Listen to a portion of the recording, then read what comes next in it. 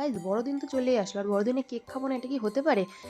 কিন্তু আমি যতদিনে ভিডিওটা আপলোড করবো ততদিন তোমাদের 1 জানুয়ারিও চলে আসবে। কেন এতটাই লেট করে ভিডিওটা আমি আপলোড করছি? তো আমি আর মিষ্টি চলে এসেছি দেখো কেক বানাতে, আর আজকে আমরা বানাবো অরিও বিস্কুট দিয়ে। তো প্রথমে এখানে একটু পলিসি করছিল যে উপর থেকে স্লো মোশনের মতো ছুঁড়ে মারবে বিস্কুটগুলো, কিন্তু সেটা হলো না। প্রথমে বিস্কুটটাকে মিক্সারে ভালো করে গুঁড়ো করে নিলাম। তো এরপরে মেন উপকরণগুলো দেবো। প্রথমে আমরা একটা না দুটো ডিম ফাটিয়ে দিয়ে দিলাম, কারণ কেকটা একটু বড় বানাতে হবে, না হলে হবে না। দুটো ডিম দেওয়ার পর এবার আমরা দিয়ে দেবো এখানে 1 কাপ পরিমাণ চিনি।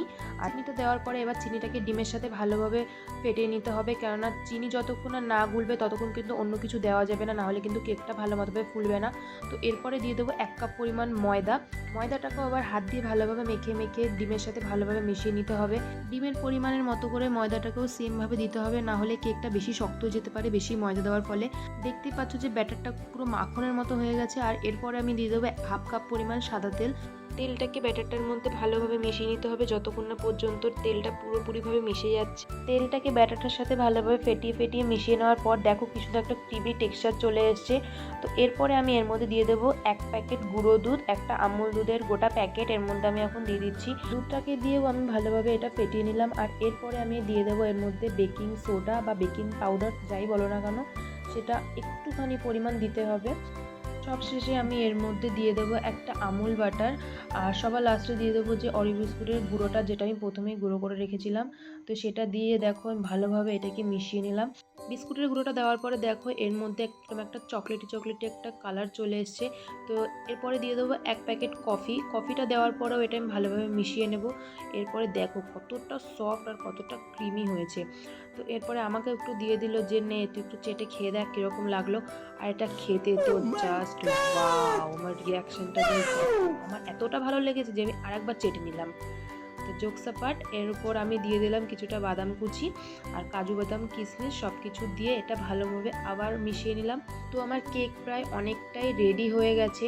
আর এখানে আমার কোনো কাজবাজ ছিল না, কারণ রাঁধুনি রান্না করছে আর আমি এখানে বসে বসে একটু কিশমিশ খাচ্ছিলাম আর গল্প শুনছিলাম। আর এই দেখো কীভাবে রাক্ষসীর মতো হাঁট যাচ্ছে বাবা গো। সবশেষে আমিও বাটি নিয়ে বসে পড়লাম একটু কেরামতি করতে, কেননা আমার ভিডিওতে যদি আমি কেক বানানো না দেখাই তাহলে কি করে হবে বলো? তো যেই বানাক না কেন লাস্ট অব্দি আমাকে একটু হাত নাড়াতেই হবে, নাহলে তো হবে না। তো কিছু বলতে তোমাদেরকে মেন কথাটাই বলা হয়নি। সবাইকে মেরি ক্রিসমাস বা সবাইকে হ্যাপি নিউ ইয়ার। আমি জানি যে অনেকটা লেট হয়ে গেল। তো এরপরে বাটিতে দিয়ে দিলাম কিছুটা পরিমাণ সাদা তেলটাকে বাটিটার গায়ে ভালোভাবে মিশিয়ে নিলাম। আর এরপরে দিয়ে দিলাম উপর থেকে টিস্যু পেপার দিলে কেকটা নিচে লেগে যাবে না। তার উপর থেকে কেকটা আমি ভালো মতোভাবে দিয়ে নিলাম। কেক আমার পুরোটা রেডি। এবার কেকটাকে শুধু গ্যাসে বসানোর পালা। যেহেতু আমাদের বাড়ি মাইক্রোওভেন নেই তাই জন্য দিতে পারলাম না, আর প্রেসার কুকারে দিলে প্রেসার কুকারটা আমাকেই মাজতে হতো, তাই জন্য আমি কড়াইতেই বসিয়ে দিলাম। কড়াইয়ের উপর একটা স্ট্যান্ড দিয়ে বাটিটা বসিয়ে দিয়ে ঢাকা দিয়ে রাখলাম।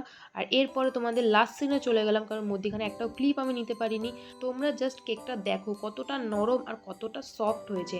আমি এখানে মিষ্টিকে বলছিলাম খাওয়ার কথা, তো দেখো ও কি বললো। এই ছোট লোক কপাল, হোয়াট ইজ দিস? আমি ওকে জাস্ট বলেছিলাম যে ক্যামেরার দিকে তাকিয়ে একটু শো করবি খাবার, কিন্তু ও পুরোটাই কপাত করে খেয়ে নিল। তো কি বলবো, দেখো এখানে আবার বলছিল যে আমি বানিয়েছি, ক্রেডিট নিচ্ছিল সব। তো গাইস আজকে ভিডিওটা এই অবধি। ভালো লাগলে লাইক কমেন্ট শেয়ার করে দিও। টাটা।